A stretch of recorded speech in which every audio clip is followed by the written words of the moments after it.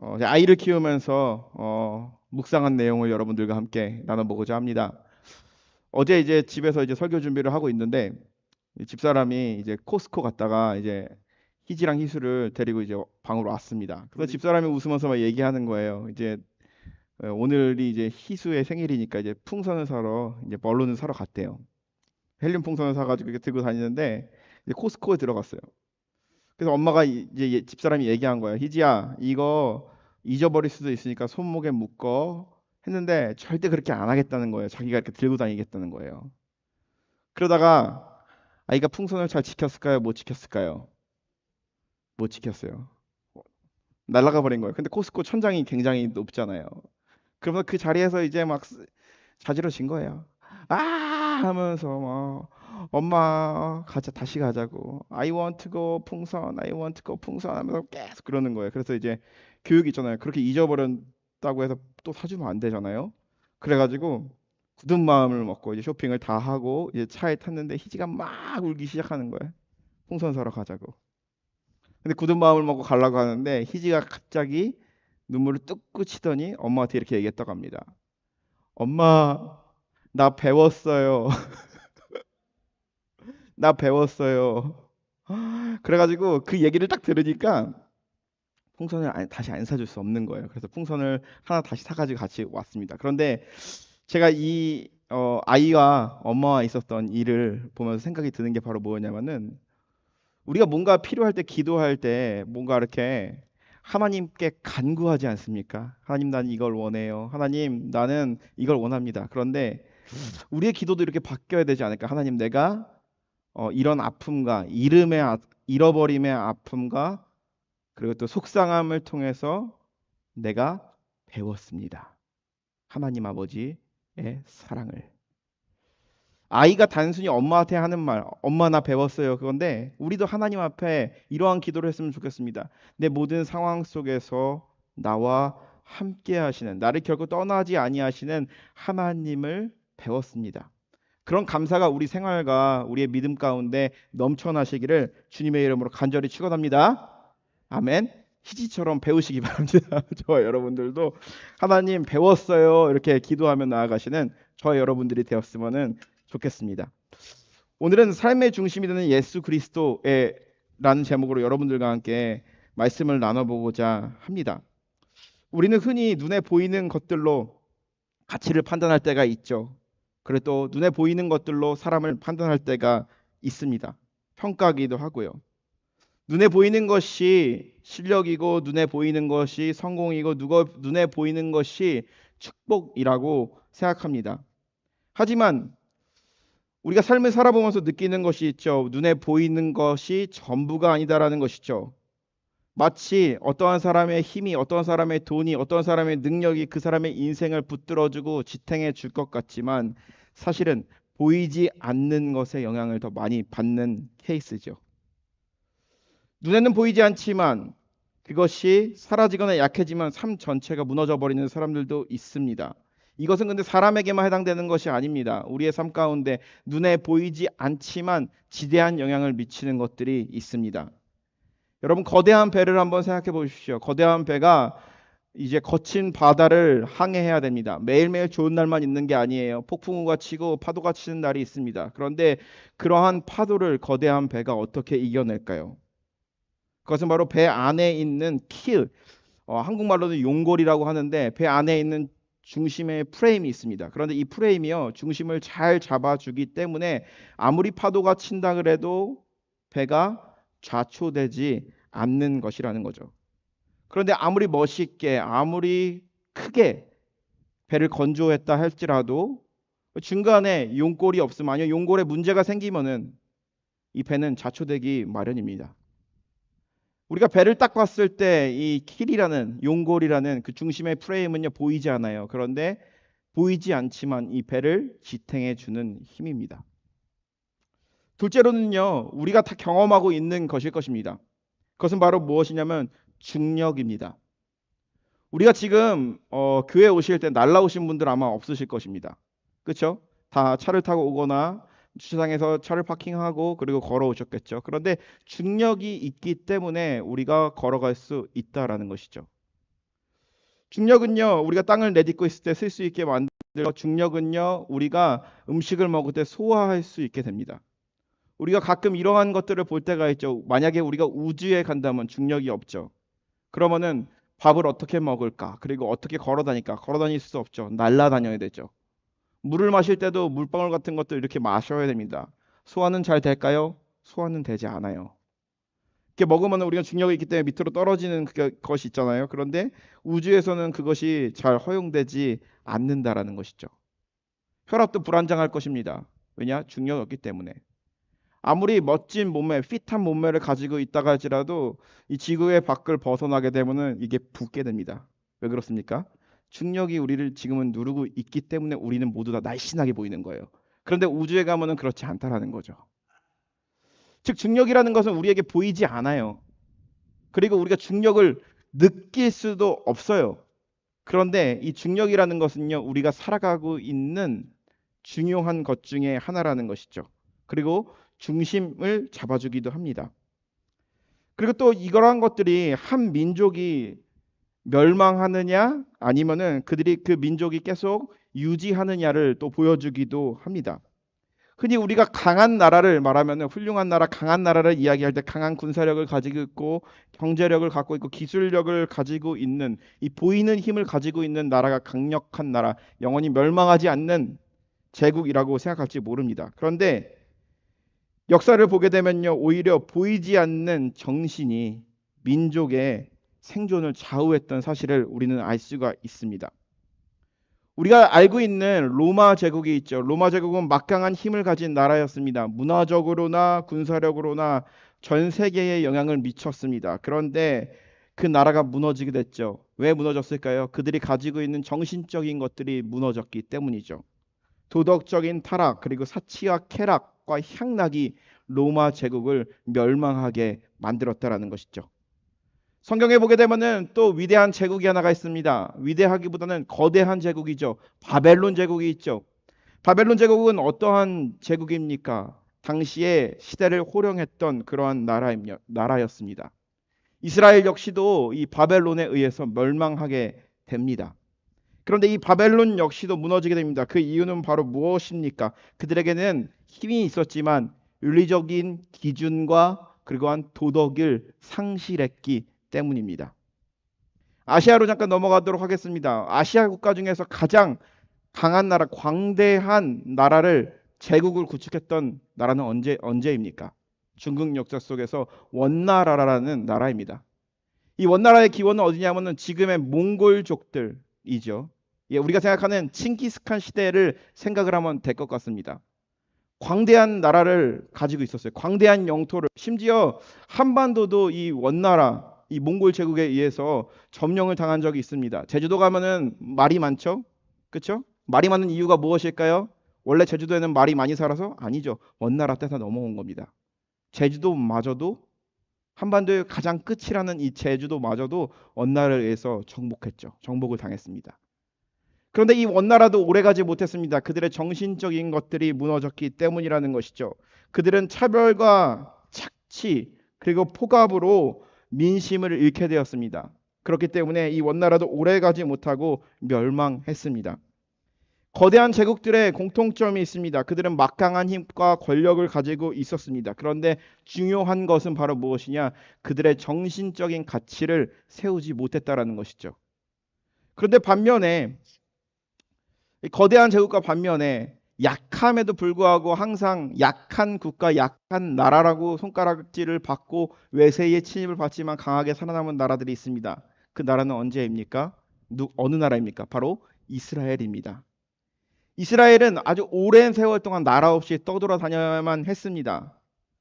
그런데 하나님의 언약의 말씀을 붙들고 신앙 공동체 중심으로 그들이 살아갔습니다. 그래서 그들은 나라를 다시 세울 수 있었고요. 그리고 전 세계에 가게 되면 우리는 주이시 친구들을 만날 수가 있습니다. 그들에게 가지고 있던 정신이 있었기 때문이죠. 우리는 한국 사람이기 때문에 한국에 대한 이야기는 하지 않습니다. 근데 아시아 국가들 중에서 강한 정신력을 가지고 있는 나라가 한 군데가 있습니다. 그 나라는 바로 어디냐면은 베트남입니다. 제가 한 10년 전에 베트남 다낭이라는 데를 간 적이 있습니다. 그런데 다낭에 있는 어떤 산에 가게 되면 큰 요새가 하나가 있습니다. 그런데 보기에는 되게 멋있어 보여요. 그런데 가까이 가보면은 그 요새에 총알 자국이 굉장히 많아요. 거기는 전쟁터였어요. 과거에 프랑스 식민 시절에 프랑스군과 싸워야 했고요. 일본 제국주의 시절에 일본과 싸워야 했고요. 미국과 전쟁을 해야만 했습니다. 그런데 프랑스 그리고 또 일본 또 강한 나라 미국이 어떻게 보면은 이 베트남을 공격했지만 이 베트남은요 끝까지 멸망하지 않았습니다. 그 이유는 바로 무엇일까요? 그들이 가지고 있는 정신력이 정신적인 가치가 있었기 때문입니다. 힘은 약했지만 정신이 살아있기 때문에 민족도 살아남을 수 있습니다. 눈에 보이지 않지만 분명히 이 나라의 중심을 잡고 있는 것, 거대한 제국의 중심을 잡고 있는 것이 있습니다. 우리가 사람을 대할 때 이랬죠. 사람이 작아 보이고 힘이 없어 보이고 연약해 보입니다. 그런데 그 사람과 몇 마디 대화를 나눠보면 그 사람에는 그 사람의 중심이 굉장히 잘 잡혀 있다는 것을 느낄 때가 있습니다. 몇 마디를 나눠보면은 이 사람이 가지고 있는 정신이 굉장히 강하다라는 생각이 드는 사람들이 있습니다. 즉, 우리 삶의 중심에 있어서 무게를 잡고 있는 것은요, 굉장히 중요하다라는 것입니다. 그렇다면 우리가 신앙적으로 보도록 하겠습니다. 기독교에 있어서의 중심은 바로 무엇입니까? 예수 그리스도입니다. 기독교를 상징하는 대표적인 심볼로 우리는 뭘 떠올릴 수가 있습니다. 십자가를 떠올릴 수가 있습니다. 십자가는 이 단순한 모양이 아닙니다. 십자가 안에는 기독교 정신과 그리고 또한 복음의 핵심, 그리고 또 하나님의 사랑, 그리고 희생이 들어 있습니다. 그리고 또한 우리의 소망 또한 담겨져 있는 것이 십자가입니다. 그런데 문제는요, 우리 믿는 사람들은 그리스도를 중심으로 하며 십자가를 마음에 품고 살아가야 됩니다. 그런데 십자가가 우리의 마음 가운데 중심에 있긴 하지만 그냥 단순히 장식에 불과한 신앙생활을 할 때가 있다라는 것이죠. 우리 중심에 복음이 있습니다. 예수 그리스도가 있습니다. 근데 예수 그리스도가 우리와 함께 일하기 원해요.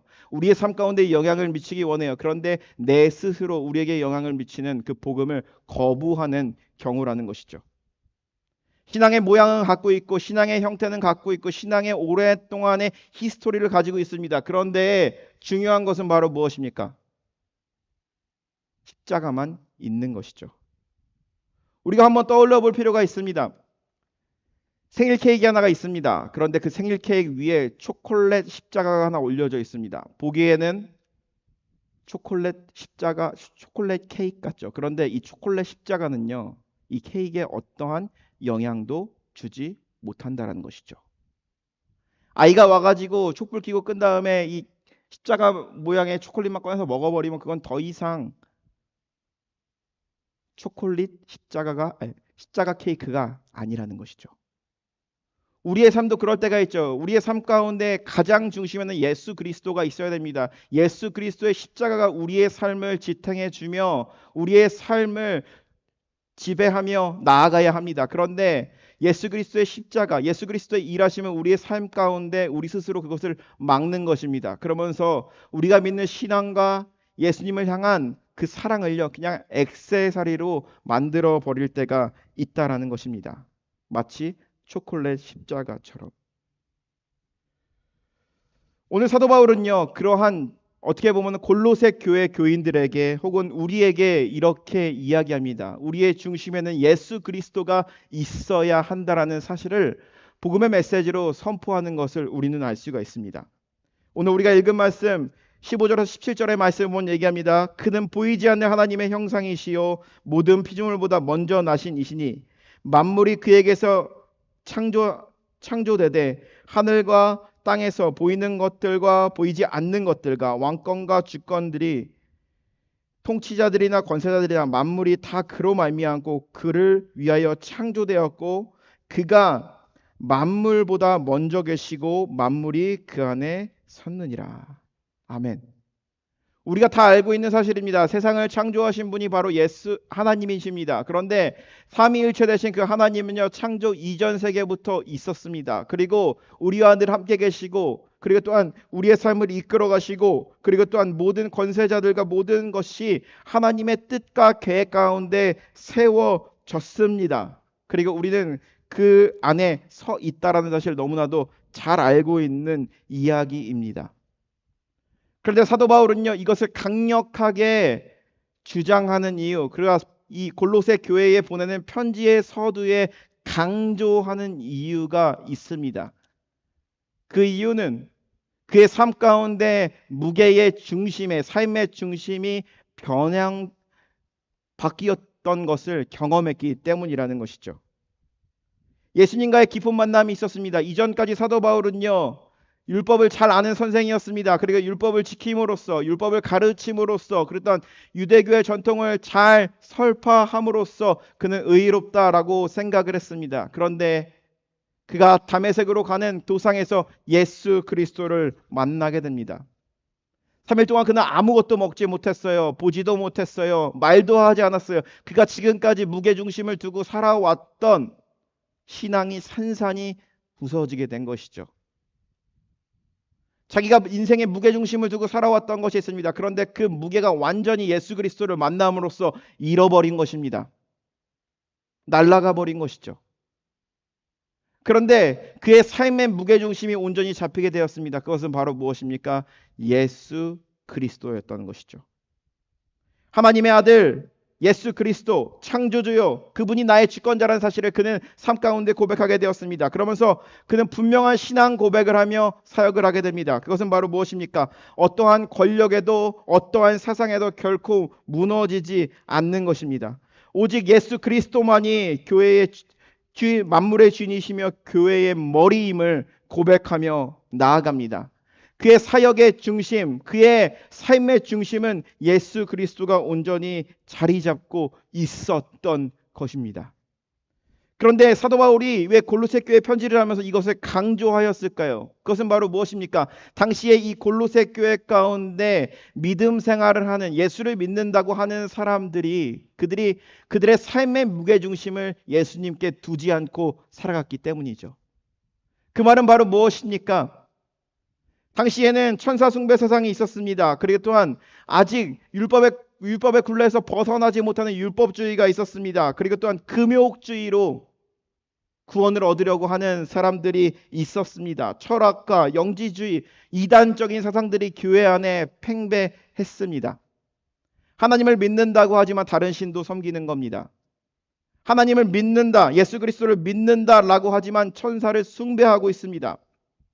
예수 그리스도로 인하여서 내가 거듭남을 입었고 예수 그리스도로 인하여서 새로운 사람이 되었다라고 말하지만 율법주의에 사로잡혀 율법적인 가치관으로 그리스도인이 된 자들을 향하여서 손가락질하며 비난하는 일들이 교회 안에 있었다라는 것이죠. 그들도 분명히 예수 그리스도를 처음 인격적으로 경험하게 되었을 때에, 바울을 통하여서 예수 그리스도의 복음을 들었을 때에, 그곳에 교회가 세워졌을 때에 그들의 중심은 예수 그리스도였을 것입니다. 그런데 그 중심의 힘이 흔들리기 시작한 것입니다. 이것이 좋아 보이면 그곳에 힘을 쏟고, 이곳이 좋아 보이면 이곳에 힘을 두고 살아가는 것. 마치 예수 그리스도를 중심에 두며 넘어지지 않고 살아가는 것이 아니라 갈팡질팡하는 인생을 살았다라는 것이죠. 양다리 걸친 거죠. 하나님과 다른 신과 양다리 걸치는 것이죠. 고대 로마인들의 신간을 보면은 이런 얘기를 전해 드린 적이 있습니다. 지금은 우리가 100세 시대라고 얘기하잖아요. 그런데 당시에 로마 시대에 살아가는 사람들의 평균적으로 사람들이 얼마를 사느냐? 30이면은 거의 대부분 다 돌아가셨대요. 그렇기 때문에 그들은요, 내세를 생각할 겨를이 없어요. 30세밖에 못 살아요. 그러면은 30년 정말 즐겁고 누릴 것 다 누리고 그렇게 살아야지 하면서 살아가는 거예요. 그렇기 때문에 그들도 역시 종교가 있었습니다. 어떤 것입니까? 나에게 유익이 되는 신들을 골라서 믿기 시작합니다. 저 사람들이 저런 신을 믿는다면 나도 믿고, 누군가 사랑에 빠지고 싶으면은 사랑하게 되면 사랑의 신에게 의지하게 되고, 사랑을 하고 결혼을 하게 되었습니다. 결혼을 하게 되는데 돈이 없어요. 그러면 물질의 신에게 위탁하고, 이러면서 여러 가지 신들을 섬기는 것입니다. 자신의 입맛에 맞춰서. 이것이 바로 당시의 일반적인 크리스찬들이 아니라 크리스찬들이 아닌 사람들이 가지고 있던, 고대의 사람들이 가지고 있던 신관이에요. 그런데 중요한 것은요, 이러한 문화가요, 예수 그리스도로 인하여서 거듭난 사람, 변화된 사람, 그리스도인들, 골로새 교회 교인들 안에도 그런 마음이 있었던 것이죠. 예수를 믿는 것이 아니라 예수님이 그들의 삶 가운데, 그들의 마음의 영혼 가운데 원오브댐이 되어버린 거예요. 그들에게 선포합니다. 바울은 얘기하는 것이죠. 하나님은 보이지 않지만 예수 그리스도를 통해서 하나님을 볼 수 있어야 한다라는 것입니다. 만물이 예수 그리스도를 위하여 창조되었고, 그리고 또한 만물 가운데 예수 그리스도는 우리와 늘 함께 계시는 구세주다라고 선포하는 것입니다. 예수 그리스도께 삶의 무게를 두며 살아가는 것이 아니라, 자신의 영혼의 무게를 두며 살아가는 것이 아니라, 다른 신께, 다른 신앙에, 그리고 또한 이단 세상에 양다리를 걸치고 있는 자들에게 무게중심을 바로잡을 것을 이야기하는 것이죠. 예수 그리스도에게 중심을 두며 믿음으로 살아가라고 권면하는 것입니다. 성경을 보게 되면요, 신앙이 좋은 사람들, 그랬던 하나님께서 그의 인생을 사용하셨던 사람들을 보게 되면 그들은 항상 자신의 믿음을, 자신의 신앙을 하나님께 두면서 살아갔던 것을 우리는 알 수가 있습니다. 아브라함이 하나님께서 아브라함을 부르셨을 때 그는 평생 살던 곳, 평생 살다가 죽을 그곳을 떠나 하나님께서 지시한 땅으로 가게 되었습니다.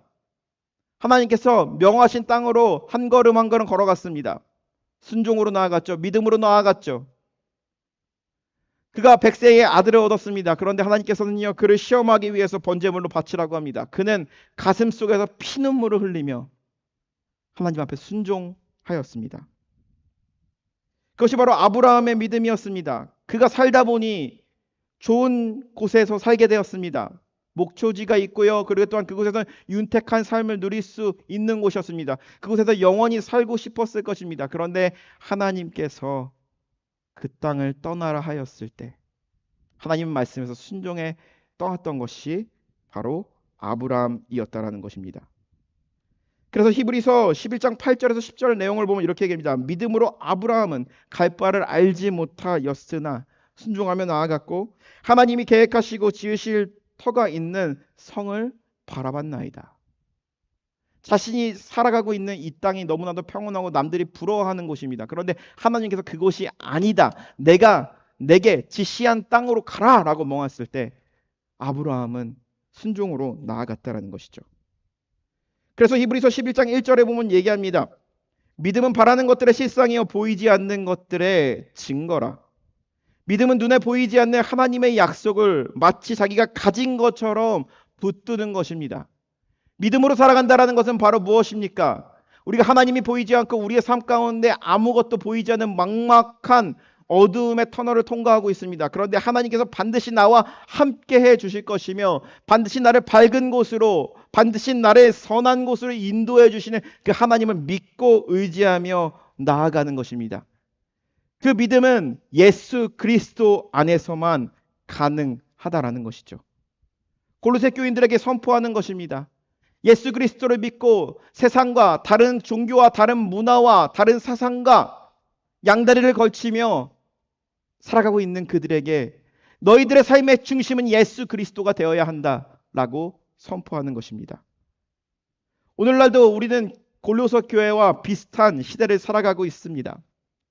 세상의 철학과 문화, 그리고 또 세상의 변화, 그리고 또한 세상의 가치관, 세상이 추구하는 물질의 가치가 하나님과 그리고 또한 세상 가운데 양다리를 걸치게 할 때가 있지는 않는지요. 그 모든 것들이 예수님의 자리를 대신하려고 할 때가 있지는 않습니까? 하지만 성경은 이야기합니다. 보이는 것은 잠깐이요 보이지 않는 것은 영원함이라. 믿음은 들음에서 나며 들음은 그리스도의 말씀으로 말미암았느니라. 우리의 삶 가운데 예수 그리스도가 중심이 되어야 합니다. 예수 그리스도가 중심이 되어 있지 않으면은 온전하지 않습니다.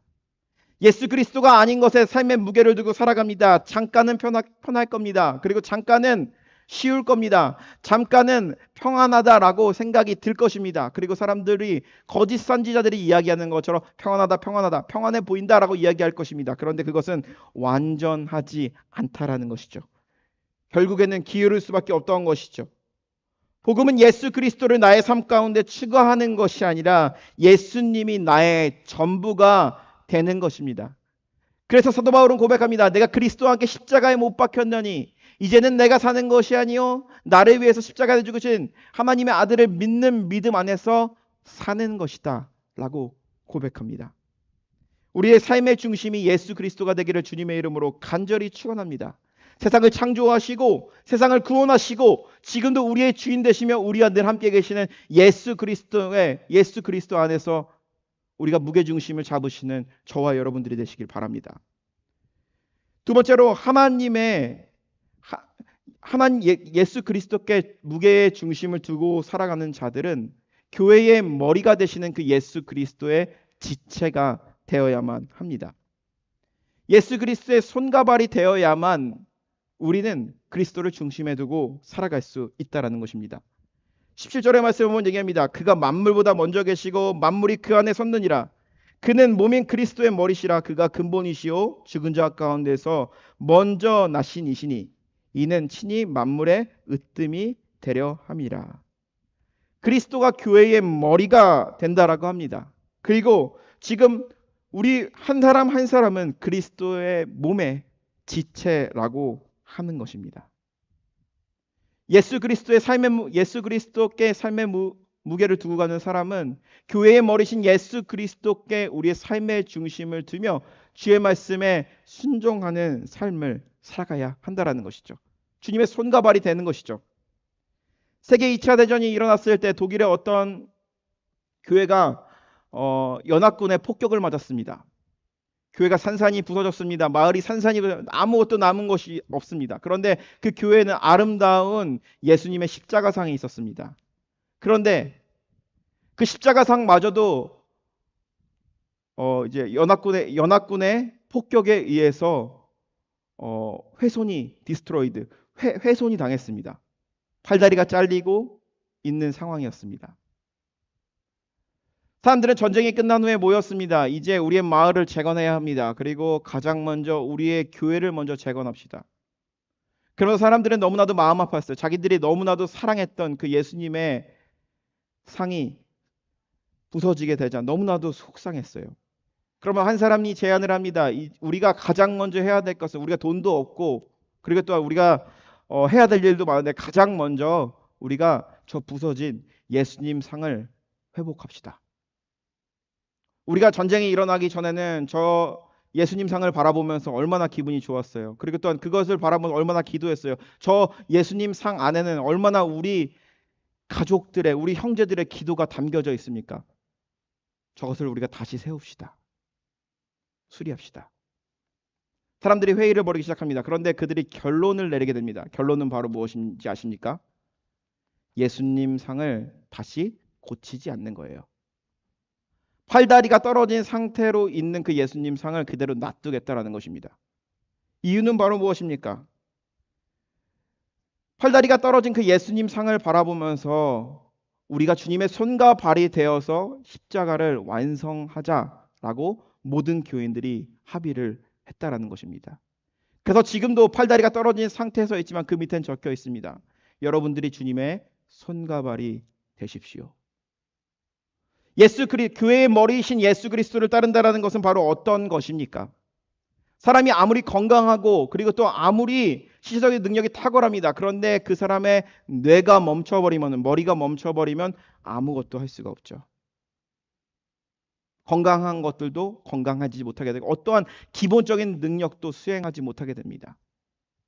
즉 어떤 것입니까? 우리가 각자 다른 삶을 살아가며 각자 달란트를 가지고 살아갑니다. 그리고 또한 교회의 머리이신 예수 그리스도의 이름으로 이곳에 모이게 되었습니다.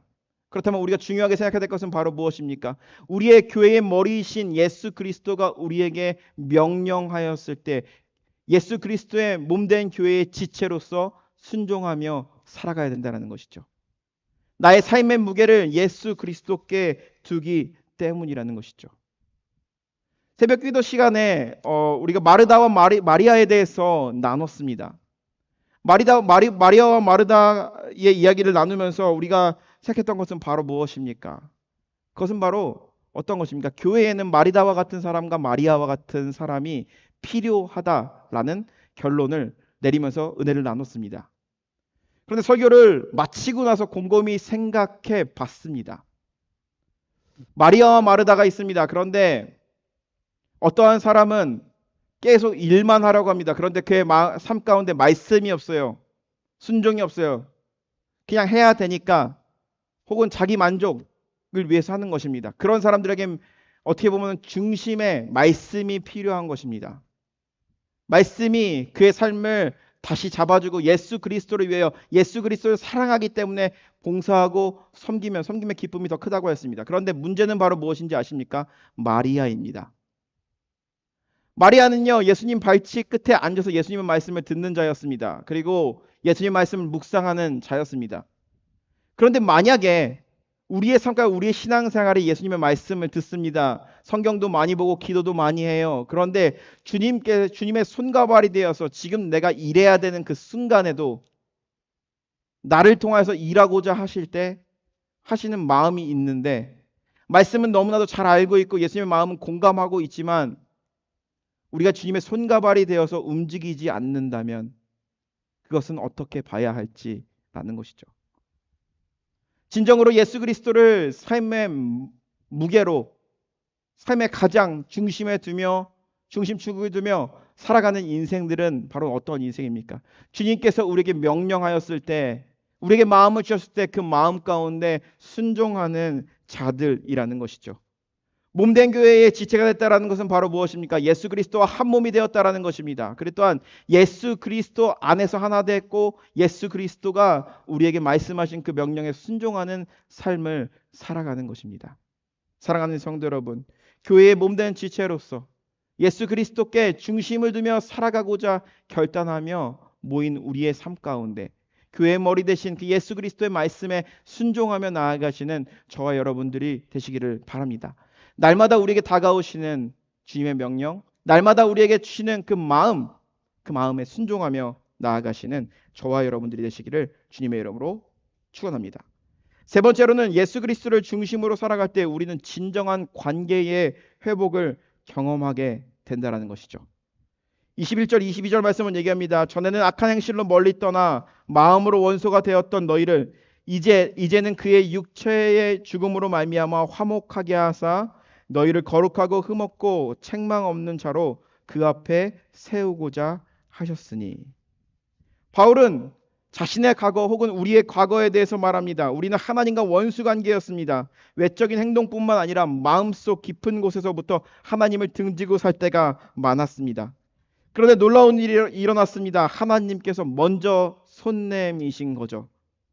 예수 그리스도의 육체의 죽음으로 십자가에서 예수 그리스도가 우리를 위해서 죽으심으로써 하나님과 우리 사이에 화목이 이루어졌습니다. 그런데 여기서 말하는 이 화목하게 하사라는 이 화목이란 단어를 헬라어 원문을 보게 되면은 아포카탈라소라고 합니다. 그런데 사전을 보게 되면 단순히 관계의 회복, 사람과 사람 사이의 관계의 회복이라는 단순한 표현이 아니라 완전히 깨어졌던 관계가 처음보다 더 깊이 회복되는 것을 의미하는 것입니다. 하나님은 예수님의 피로 단순한 용서가 아니라 우리를 거룩하고 흠없고 책망 없는 존재로 변화시키셨다라는 것이죠. 법적으로도 완전하게, 존재적으로 완전하게, 거룩하게 만들었다는 것이죠. 만일 너희가 믿음에 거하고 터 위에 굳게 서서 너희 들은 바 복음의 소망에 흔들리지 아니하면은 그러하리라. 이 은혜는 믿음으로 받은 것입니다. 복음에 굳게 서서 바람에 흔들리지 않는 것입니다. 그 이유는 바로 무엇입니까? 예전엔 내가 주님과 멀어졌지만 예수님을 통하여서 가까워집니다. 그런데 그 관계가 얼마나 가까워지느냐? 예전의 관계, 아담의 관계보다도 더 가깝고 친밀한 관계가 되어버린다는 거죠. 아마존에 사는 한 원주민 청년이 한 명 있었습니다. 그런데 그의 꿈은 바로 무엇이냐면은 배를 하나 갖는 거예요. 조그만 배를. 배를 너무나도 갖고 싶었습니다. 그런데 어느 날 숲을 헤매고 있는 도중에 쓰러진 나무를 하나 발견했습니다. 배를 만들기에 딱 좋은 나무예요. 그거를 가지고 집에 가서 배를 만들려고 했더니 너무나도 무거운 거예요. 그래서 그 청년은요, 며칠이고 그곳에 머물면서 그 나무를 깎아가지고 배를 만들었습니다. 얼마나 좋을까요? 평생의 꿈이었고 꼭 갖고 싶은 것 중에 하나였습니다. 그렇기 때문에 그 배를 타고 고기를 잡으러 가고 또 이제 아마존강을 돌아다니면서 친구도 만나게 되면서 아주 즐거운 시간, 행복한 나날을 보냈습니다. 그런데 갑자기 한국에서도 비가 많이 온 것처럼 비가 엄청 많이 왔어요. 모든 것이 범람했어요. 그러나서 이제 아침에 가보니까 자기가 정말 사랑하고 아꼈던 그 배가 사라진 겁니다. 많은 사람들은요, 그 청년에게 와서 얘기합니다. 잊어버려. 또 만들면 돼. 찾으려고 노력하며 방방곡곡을 헤매고 다닙니다. 그런데 찾을 수 없었습니다. 이제 단념에 다른 나무를 찾아가지고 만들면 돼. 내가 도와줄게. 이 청년은 그 배를 너무나도 사랑했기 때문에 포기할 수 없었어요. 그래서 강을 따라서 먼 곳까지 여행을 떠났습니다. 찾을 수 없었습니다. 그런데 어느 날 한 곳에 가게 되었는데 어느 한 곳에 자신의 배가 정박되어 있는 것을 보게 됩니다. 그러면서 그 배를 가서 가까이 보니 자기가 만든 그 배, 자기가 정말 사랑했던 그 배였던 거예요. 그래서 그 배를 가져가라고 하는데 뒤에서 누군가 소리를 칩니다. 멈추시오, 멈추시오. 그 배는 내 배입니다. 어째서 이게 당신의 배입니까? 내가 이 배를 주웠기 때문이요. 그러면서 이 배를 주운 사람은요, 배를 돌려주려고 하지 않는 것입니다. 그런데 이 청년은 이 배를 포기할 수 없었습니다. 그러면서 얘기합니다. 그러면 내가 어떻게 하면 이 배를 다시 돌려줄 수 있겠습니까? 이 배를 주운 사람은요, 엄청난 가격을 지불해야만 이 배를 다시 가질 수 있다라고 얘기합니다.